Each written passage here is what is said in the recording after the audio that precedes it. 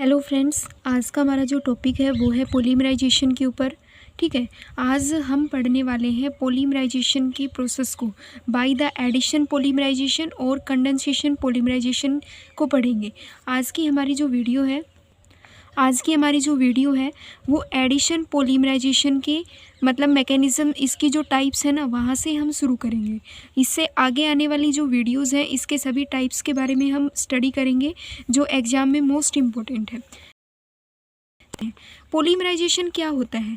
Polymerisation एक process होता है जिसके अंदर कन्वर्जन होता है मोनोमरिक यूनिट का इनटू पॉलीमर के अंदर। उसे हम क्या बोलते हैं? इज कॉल्ड पॉलीमराइजेशन बोलते हैं। ठीक है, उसे हम क्या बोलते हैं? पॉलीमराइजेशन। या नॉर्मली इसको हम कह सकते हैं कि पॉलीमराइजेशन एक प्रोसेस होता है जिसमें हम मोनोमर की यूनिट को पॉलीमर के अंदर कन्वर्ट करते हैं। The process of formation of polymer भी बोल सकते हो। ठीक है, इसको आप क्या बोल सकते हो? The process of formation of polymer. ये एक ऐसा होता है जिसमें फॉर्मेशन किया जाता है। The process of formation of polymer एक ऐसा प्रोसेस होता है जिसमें फॉर्मेशन किया जाता है पॉलीमर का। उसे हम क्या बोलते हैं? पॉलीमराइजेशन प्रोसेस बोलते हैं। अब आता है कि पॉलीमराइजेशन हमारे पास कितने टाइप्स के होते हैं। पॉलीमराइजेशन इज मेनली 2 टाइप का होता है। एक होता है हमारे पास एडिशन पॉलीमराइजेशन, ठीक है, और एक होता है हमारे पास कंडेंसेशन पॉलीमराइजेशन। एक एडिशन पॉलीमराइजेशन होता है और दूसरा कंडेंसेशन पॉलीमराइजेशन। अब जब हम एडिशन पॉलीमराइजेशन क्या होता है? एडिशन पॉलीमराइजेशन के अंदर क्या होता है? एडिशन मतलब होता है ऐड होना।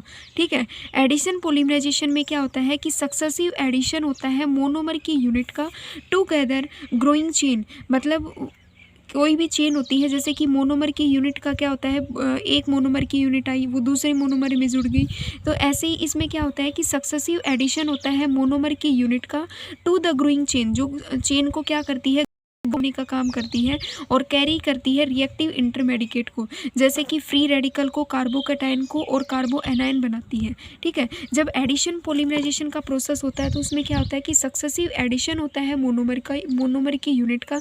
जब मोनोमर की यूनिट जुड़ती है तो वहाँ पे रिएक्टिव इंटरमेडिकेट बनते हैं और वो रिएक्टिव इंटरमेडिकेट हमारे पास क्या होते हैं? फ्री रेडिकल, कार्बोकैटायन और कार्बो एनायन होते हैं। नेक्स्ट है the polymerization is called chain growth polymerization. मतलब जो एडिशन पॉलीमराइजेशन है इसको हम चेन ग्रोथ पॉलीमराइजेशन भी बोल सकते हैं। क्यों बोल सकते हैं? क्योंकि इसके अंदर मोनोमर की यूनिट का क्या हो रहा है? एडिशन हो रहा है, जिसके कारण चेन की क्या हो रही है? ग्रोथ हो रही है। उसको हम बोलते हैं चेन ग्रोथ पॉलीमराइजेशन बोलते हैं। एडिशन पॉलीमराइजेशन को अब हम मैकेनिज्म वाइज स्टडी करते हैं। चलिए, एडिशन पॉलीमराइजेशन मेनली 3 टाइप का होता है। एक होता है फ्री रेडिकल टाइप का, एक होता है कैटाइनिक, एक होता है एनाइनिक। ठीक है, कैटाइनिक और एनाइनिक इनको हम पढ़ेंगे। ये देखो, एडिशन पॉलीमराइजेशन क्या होता है? एडिशन पॉलीमराइजेशन मेनली 2 टाइप का होता है। ठीक है, मतलब वैसे तो पॉलीमराइजेशन प्रोसेस ही 2 टाइप का होता है। एक तो एडिशन के द्वारा, एक होता है कंडेंसेशन प्रोसेस के द्वारा। जब एडिशन पॉलीमराइजेशन होता है तो वो मेनली 2 टाइप का होता है। एक मतलब 2 टाइप का होता है जिसमें फ्री रेडिकल मतलब एडिशन पॉलीमराइजेशन के अंदर सक्सेसिव एडिशन होता है मोनोमर की यूनिट जो होती है उनके अंदर इसके अंदर क्या होता है? सक्सेसिव एडिशन होता है मोनोमर की यूनिट का। मोनोमर की यूनिट में क्या होता है? सक्सेसिव एडिशन होता है। और जब ये प्रोसेस होता है तो वहाँ पे रिएक्टिव इंटरमेडिकेट बनते हैं। क्या बनते हैं? रिएक्टिव इंटरमेडिकेट बनते हैं। क्या बनते हैं? रिएक्टिव इंटरमेडिएट बनते हैं, जिनको हम क्या बोलते हैं? रिएक्टिव इंटरमेडिकेट में हमारे पास फ्री रेडिकल बनता है और एक आयन बनते हैं। आयनिक में मेनली 2 टाइप के होते हैं, कैटाइनिक और एनाइनिक, जिसमें पॉजिटिव चार्ज जनरेट होगा, एक में नेगेटिव चार्ज जनरेट होगा। पॉजिटिव चार्ज जनरेट होता है उसको हम कैटाइनिक बोलते हैं, जिसमें नेगेटिव चार्ज होता है उसको हम एनाइनिक बोलते हैं। कैटाइनिक पॉलीमराइजेशन में कितने स्टेप होंगे? ये 3 स्टेप होंगे, चेन इनिशिएशन, प्रोपगेशन और टर्मिनेशन स्टेप। एनाइनिक पॉलीमराइजेशन में भी 3 स्टेप होंगे, इनिशिएशन, प्रोपगेशन और टर्मिनेशन। और लास्ट में हमारे पास आएगा एक कोऑर्डिनेशन पॉलीमराइजेशन। क्या होता है? ठीक है, लास्ट में हमारा टॉपिक आएगा कोऑर्डिनेशन पॉलीमराइजेशन, जिसके अंदर हम जिगलर-नाटा कैटालिस्ट का यूज़ करेंगे। जिसके अंदर हम क्या करेंगे? जिगलर-नाटा कैटालिस्ट का यूज़ करते हुए इस पॉलीमर की फॉर्मेशन करेंगे। ऐसे ही फ्री रेडिकल जो होता है उसमें भी 3 टाइप होती है, चेन इनिशिएशन, प्रोपगेशन और टर्मिनेशन स्टेप। चलिए अब हम फ्री रेडिकल पॉलीमराइजेशन को स्टडी करते हैं। फ्री रेडिकल पॉलीमराइजेशन क्या कहता है? एक वैरायटी के अंदर अनसैचुरेटेड हम एक एल्कीन लेते हैं, ठीक है।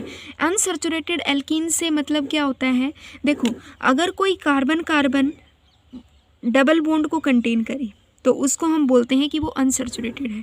अगर कार्बन कार्बन सिंगल बॉन्ड को कंटेन करे तो इसका मतलब होता है कि वो सैचुरेटेड है। ठीक है, एक वैरायटी के अंदर हम अनसैचुरेटेड एल्कीन को लेते हैं या एल्काडाइन को लेते हैं, देयर डेरिवेटिव उसको हम किसके अंदर भेजते हैं, पॉलीमराइजेशन के अंदर भेजते हैं, किसकी प्रेजेंस में, रेडिकल इनिशिएटर की प्रेजेंस में। रेडिकल इनिशिएटर क्या, हम एल्कीन के अंदर मतलब एल्कीन के अंदर पॉलीमराइजेशन करवाएंगे तो ये रेडिकल इनिशिएटर क्या करे कि इस एल्कीन को रेडिकल की फॉर्म में तोड़ देगा। किसकी फॉर्म में तोड़ देगा, रेडिकल की फॉर्म में तोड़ देगा। ये एक प्रकार से रेडिकल प्रोड्यूस कैटलिस्ट होते हैं। जो रेडिकल इनिशिएटर होते हैं ना, ये रेडिकल प्रोड्यूस कैटलिस्ट होते हैं। रेडिकल इनिशिएटर का काम करते हैं। रेडिकल इनिशिएटर का काम है कि जब एल्कीन के अंदर पॉलीमराइजेशन करवाया जाएगा तो इस एल्कीन को रेडिकल की फॉर्म में तोड़ देगा। ठीक है, जिसमें हम किसका यूज़ लेते हैं, such as a benzoyl peroxide और एसिटल पेरोक्साइड का यूज़ लेते हैं।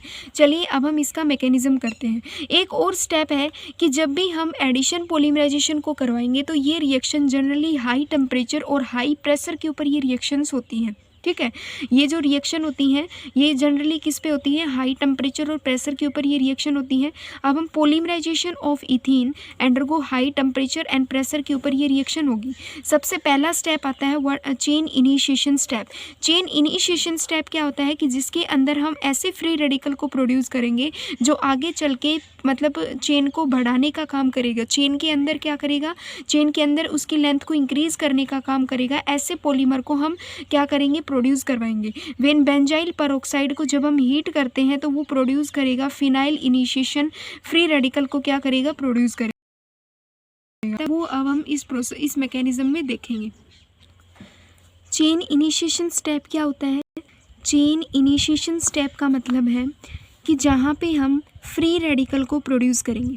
ठीक है, जहाँ पे हम क्या करेंगे, कैसे फ्री रेडिकल को प्रोड्यूस करेंगे जो आगे चल के चेन की रिएक्शन को इंक्रीज करने का काम करेगा। अब हम फ्री रेडिकल को प्रोड्यूस करने के लिए लेते हैं बेंजल पेरोक्साइड को लेंगे, C6H5 carbon double bond oxygen होगा, यहाँ पे ऑक्सीजन, यहाँ पे oxygen, carbon double bond oxygen C6H5 होगा। अब हम यहाँ से क्या करेंगे, फ्री रेडिकल को प्रोड्यूस करेंगे। इसमें हम क्या करेंगे, फ्री रेडिकल को प्रोड्यूस करेंगे। कैसे प्रोड्यूस करेंगे, देखो ये वाला जो बॉन्ड है टूट जाएगा। ठीक है, जब ये बॉन्ड टूटता है या ये कहें कि जब हम इसको हीट करेंगे ना तो ये C6H5 carbon double bond oxygen और ऑक्सीजन के अंदर टूट जाएगा। ठीक है, मान लो ये इसमें टूट गया और ये अपने पास दो मॉलिक्यूल हैं, ऐसे इनकी जब हम हीट करेंगे तो ये ऐसी स्ट्रक्चर की फॉर्मेशन करेगा। रेडिकल का जो साइन होता है वो हाफ स्पिन का होता है, मतलब कभी भी कंप्लीट एरो नहीं होता है, हाफ एरो होता है। ये वाला बॉन्ड मतलब जब ये वाला बॉन्ड टूटेगा तो इसमें एक मॉलिक्यूल बनता है, यहाँ पे होमोलाइटिक क्लीवेज होती है जिसमें आधा रेडिकल ये लेके चला जाएगा एक रेडिकल, और एक रेडिकल इसमें ये लेके चला जाएगा, तो ये लेके चला जाएगा। और इस ऑक्सीजन का जो रेडिकल था वो इसके साथ मतलब ये इसको डोनेट कर देगा, जिससे क्या होगा, C6H5 रेडिकल जो है 2C6H5 जो रेडिकल है वो जनरेट होगा। प्लस में CO2 वाला है फिनाइल ग्रुप, इसको बोलते हैं फिनाइल फ्री रेडिकल है। ये है फिनाइल फ्री रेडिकल है। जब ये फिनाइल फ्री रेडिकल को C6H5 फ्री रेडिकल को अब हम कंबाइन करवा देंगे इथीन मॉलिक्यूल के साथ, तो इथीन में क्या होगा कि ये वाला इसका जो फ्री रेडिकल है ये इसको डोनेट करेगा। ठीक है, ये वाला जो फ्री रेडिकल है ये इसको डोनेट करेगा, तो इसका बॉन्ड टूट के आगे चला जाएगा। जिससे पहले तो हमें एक छोटा फ्री रेडिकल मिला, अब हमें क्या मिलेगा, एक बड़ा फ्री रेडिकल प्रोड्यूस होगा। C6H5 CH2 single bond CH2 और फ्री रेडिकल जनरेट हुआ। इसको हम बोलेंगे मतलब ये हमारे पास क्या प्रोड्यूस हो गया है, they produce big free radical यहाँ पे प्रोड्यूस हुआ है। They produce big free radical जो है वो प्रोड्यूस हुआ है, बिग फ्री रेडिकल जो है प्रोड्यूस होता है। रेडिकल पॉलीमराइजेशन में चेन इनिशिएशन क्या कहता है कि जब हम इथीन को मतलब रेडिकल पॉलीमराइजेशन के अंदर डालते हैं तो हमें एक बिग फ्री रेडिकल चाहिए होता है। तो सबसे पहले हम बेंजाइल पेरोक्साइड को लेंगे। बेंजाइल पेरोक्साइड जो है ये जो है बिग फ्री रेडिकल प्रोड्यूस करेगा। C6H5 मतलब ये बेंजाइल पेरोक्साइड को जब हम हीट करेंगे तो ये हमें कुछ इस प्रकार की स्ट्रक्चर मिलेगी। ये वाला बॉन्ड टूट जाएगा, हाफ रेडिकल ये बना लेगा, हाफ रेडिकल ये बनाएगा, जिससे हमें एक फिनाइल फ्री रेडिकल मिलेगा। फिनाइल फ्री रेडिकल को जब हम इथीन मॉलिक्यूल के साथ ट्रीट करवाएंगे तो हमें एक बिग फ्री रेडिकल जो है मतलब मिल जाएगा, एक और बिग फ्री रेडिकल मिलेगा। अब दूसरा स्टेप आता है चेन प्रोपगेशन स्टेप। दूसरा जो स्टेप है वो क्या है? चेन प्रोपगेशन स्टेप है। चेन प्रोपगेशन स्टेप क्या कहता है कि ये जो हमें मिला हुआ फ्री रेडिकल है, चेन प्रोपगेशन स्टेप जो मिला हुआ है हमें जो ये मिला हुआ फ्री रेडिकल है, इसको जब हम दोबारा से CH2 मॉलिक्यूल के साथ ट्रीट करवाएंगे तो हमें एक और बिग फ्री रेडिकल मतलब बिग फ्री रेडिकल मिलेगा, जिससे हमारी चेन की लेंथ भी इंक्रीज होगी। तो चेन प्रोपगेशन स्टेप कहता है कि हम इनिशिएशन स्टेप में तो बिग फ्री रेडिकल को प्रोड्यूस करेंगे। चेन प्रोपगेशन स्टेप क्या कहता है कि बिग फ्री रेडिकल के अंदर हम इथीन मॉलिक्यूल को ऐड करवाते जाएंगे, जिससे चेन की जो लेंथ है वो और ज़्यादा बढ़ जाएगी, जिसको हम बोलते हैं चेन स्टेप बोलते हैं। कैसे होता है? चेन प्रोपगेशन स्टेप के अंदर C6H5 CH2 ये हमें इनिशिएशन वाली स्टेप से एक बिग फ्री रेडिकल मिला था। अब हम इसको वापस से किसके साथ रिएक्ट करवाएंगे? इथीन के मॉलिक्यूल के साथ रिएक्ट करवाएंगे। तो ये वाला फ्री रेडिकल जब इसको डोनेट करेगा तो ये वाला बॉन्ड आगे शिफ्ट होगा, जिससे C6H5 CH2 और ये C यहाँ पे एक रेडिकल और बन जाएगा। तो ये भी हमें क्या मिला? एक और बिग फ्री रेडिकल मिला है, बिग फ्री रेडिकल मिला है। ठीक है, अब इस बिग फ्री रेडिकल को जब आप थोड़ा सा मतलब रीअरेंज करोगे तो C6H5 CH2 ये आपके पास एक यूनिट बन जाती है। इसको यहाँ पे N नंबर लगाएंगे CH2 और यहाँ पे क्या बन जाएगा? ये एक बिगर फ्री रेडिकल क्या होगा? प्रोड्यूस होगा। नेक्स्ट स्टेप आता है chain termination step. Chain termination step के अंदर ऐसे मतलब चेन टर्मिनेशन स्टेप में हम क्या करेंगे कि अब इस रिएक्शन को आगे स्टॉप कर देंगे। इसके बाद क्या होगी कि रिएक्शन ही नहीं होगी, जिसको बोलते हैं चेन टर्मिनेशन स्टेप।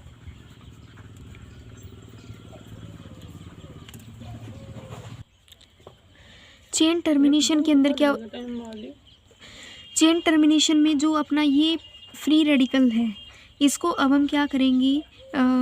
इसके अंदर हम डिसप्रोटोनेशन करवाएंगे, जिससे ये चेन आगे स्टॉप हो जाएगी। C6H5 CH2 यहाँ से अब एक हाइड्रोजन को बाहर कर देंगे तो डबल बॉन्ड आ जाएगा, चेन अपने आप स्टॉप हो जाएगी। दूसरी स्टेज इसमें क्या बनेगी? C6H5 CH2 मॉलिक्यूल होगा, N नंबर ऑफ मॉलिक्यूल है। CH2 यहाँ पे क्या हो जाएगा? CH3। अब ये चेन वैसे भी स्टॉप हो जाएगी कि फ्री रेडिकल को अब हमें फिनिश करना है। तो यहाँ पे एक हाइड्रोजन को बाहर निकाल देंगे तो डबल बॉन्ड आएगा, चेन अपने आप स्टॉप हो जाएगी। इसमें CH3 लगा देंगे लास्ट में तो चेन तब भी अपने आप जो है वो स्टॉप हो जाएगी। यहाँ पे CH2 मॉलिक्यूल लगेगा।